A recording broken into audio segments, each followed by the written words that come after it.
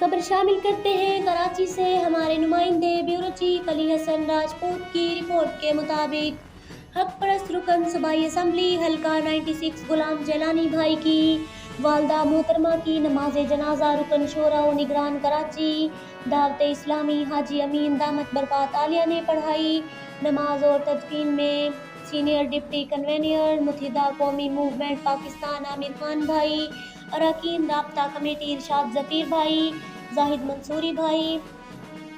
راشد سبزواری بھائی، مسعود محمود بھائی، اراکین رابطہ کمیٹی اور اراکین صوبائی اسمبلی محمد حسین بھائی، central organizing committee Nayyar Raza بھائی، town organizer Korangi town Ansari بھائی، اراکین ٹاؤن و یو سی کمیٹی و کارکنان حق پرست، اراکین صوبائی اسمبلی ہاشم رضا بھائی، عمیر سلیم صدر کراچی ڈویژن،